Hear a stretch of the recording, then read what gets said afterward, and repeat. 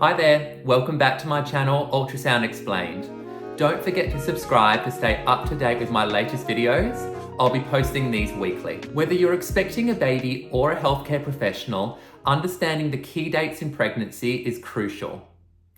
In this video, I'm going to be explaining and simplifying the calculation of due dates using the Last Menstrual Period method, or the LMP method. I'll explore why the estimated due date sometimes might change following an ultrasound scan, and I'll also explain how these dates guide antenatal care and developmental milestones. I will also dive into the way in which we can determine baby's age using methods of measurement in the ultrasound throughout the pregnancy. Stay tuned to gain a thorough understanding of this essential part of antenatal care. So you have a positive pregnancy test. How do we initially estimate how far along that you might be? Well, if you know the first day of your last menstrual period, or LMP, we can use this as a starting point for calculating your pregnancy due date. The first day of your last period is effectively day 1 of bleeding of the cycle in which you've fallen pregnant on. We don't actually use conception to determine baby's age, but instead we use the first day of menstruation. In the brief, by knowing this day, we can obtain a totally rough estimation of the due date by adding 280 days or 40 weeks to this last menstrual period date. It is important though that we take this initial date with a pinch of salt, as it's a really rough estimation. The main reason for this is that the calculation is based off an assumption that you have a 28-day menstrual cycle with ovulation occurring on day 14. However, let's be honest, not everyone has a perfect 28-day cycle, so this method provides only an estimation. If your cycle is longer or shorter than 28 days, or similarly you ovulate either earlier or later than day 14, we would therefore expect the true age and size of baby to be either bigger or smaller. This is quite common, and the main reason for this difference would include things like an irregular menstrual cycle, inaccurately being able to recall your last menstrual period date, or variations in fetal growth rate. Now, we can only use this method if we definitively know this date. Typically, your GP will communicate this to us on your referral, or alternatively, the sonographer will ask you before commencing the ultrasound scan. If you don't track your cycle though, or don't know the first day of your last period, it's not to worry. The GP usually, in this case, will request a blood test to determine your pregnancy hormones, your beta-HCG. This will act as a rough guide to determine how far along you might be. An ultrasound following this will allow us to obtain measurements though that will give us a really nice accurate due date. It is important though nonetheless to establish an accurate estimated due date, ideally nice and early on within the pregnancy. Now this usually will occur between weeks 6 and 12 of the pregnancy, where the due date might be adjusted based off what we end up measuring from the ultrasound scan. This is because ultrasound can provide us with a more accurate estimation of baby's age. When you have a scan within this period of 6 to 12 weeks, and the scan reveals a difference of more than 5 to 7 days difference, either bigger or smaller, based off what we expected with your last menstrual period date, we will end up changing the due date based off what we're measuring, as this will guide a more timely and reliable care throughout the pregnancy, given that it's more accurate. If we don't know your last menstrual period, we only use the estimated due date based off the ultrasound measurements alone. When you have a scan within this period of 6 to 12 weeks, and the scan itself reveals a difference of 5 to 7 days bigger or smaller relative to what we expect based off your last period, then we will end up changing the due date to what we're measuring with the ultrasound. This will guide more timely and reliable care throughout the pregnancy, given that the ultrasound is more accurate. If we don't know your last menstrual period, we'll use the ultrasound alone and the due date we get from that to guide further management through the pregnancy. We may therefore adjust the due date to ensure better monitoring and care through the pregnancy nonetheless. The estimated due date is obviously just a time that we expect spontaneous birth to occur. It therefore just serves as a rough guide for scheduling antenatal care appointments, ultrasounds, and tests. It's used to monitor fetal development to ensure timely interventions if they're necessary. I will be making another dedicated video on what these scans are throughout your pregnancy and what we specifically look for in each of these scans.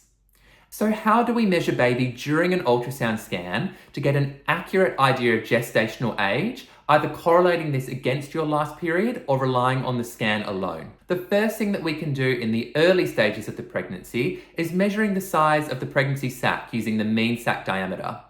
This measurement is used when the gestational sac is visible, but the embryo isn't yet detectable. This is typically between weeks 4 and 6 of the pregnancy.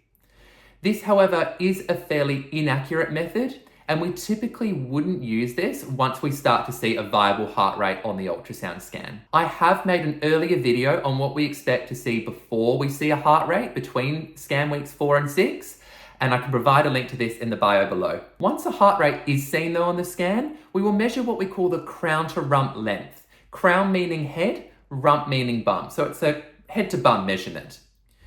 We can use this measurement from 6 to late 13 weeks typically. This measurement will provide us with a really accurate gestational age estimation and is often what we use to adjust the estimated due date if there's a discrepancy from what we get from your last period.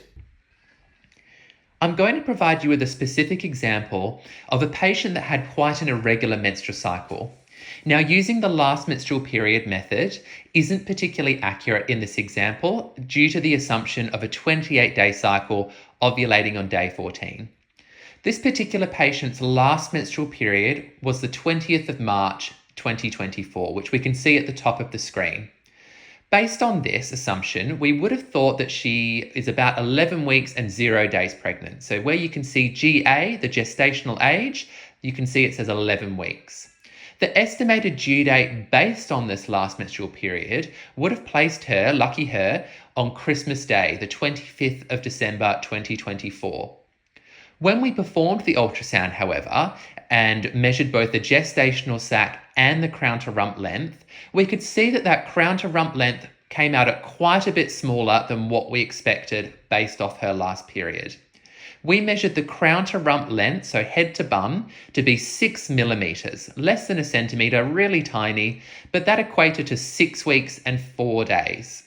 Given there's quite a large discrepancy, therefore, between 6 weeks, 4 days, what we're measuring, and 11 weeks, what we thought she might be based off her last period, we're going to change the due date to what we have got based off the ultrasound measurements. This then pushed the due date back further to the EDD, you can see the AUA. This has now become the 25th of January next year, 2025. The appearance, though, of this crown-to-rump length will progress from a tiny little structure that we can see an image in the early 5th week of pregnancy before we see a heart rate, to more of a bean shape between weeks 7 and 8, to then a really nice, clearly defined head and bum that we can see in the scan image done between weeks 12 and 13. As the pregnancy, though, progresses beyond 14 weeks, we need to employ other biometric measurements to monitor baby's growth. The main reason for this is baby's simply too big now to fit within the screen and to get baby in a position where it's nice and outstretched to get a head to bum measurement. These measurements will include a measuring around the head, around the tummy as the head and the abdominal circumference, as well as measuring the upper arm bone and the upper leg bone as the humerus and femoral length. Because issues with growth can sometimes present a bit later on in the pregnancy, it's more accurate to confidently date baby earlier on within the pregnancy. This will typically allow for a more reliable identification of any growth discrepancies which could develop a little bit later on within the pregnancy. By having already established a clear due date before 14 weeks, measuring these other structures allows us to better assess baby size and growth pattern over time, ensuring that they're developing as expected. The average of these measurements can give us an idea of how baby's overall growth is tracking. And consistent tracking over time will allow us to more early detect any growth issues and therefore have timely interventions. Knowing the estimated due date in summary helps us plan for delivery, ensuring that both mum and bub receive optimal care. It guides decisions on labour induction, especially if the pregnancy goes beyond 40 weeks. An accurate due date also helps us avoid unnecessary early interventions and ensure that baby is delivered at the healthiest time for both mum and bub. Thank you for watching this brief guide on determining pregnancy due dates and gestational age using ultrasound. I hope this video provided you some valuable insights into how these dates are calculated and their importance in prenatal care. Don't forget to like, comment, and subscribe for more informative videos on pregnancy and prenatal care. See you all later. Thanks for tuning in. Bye bye.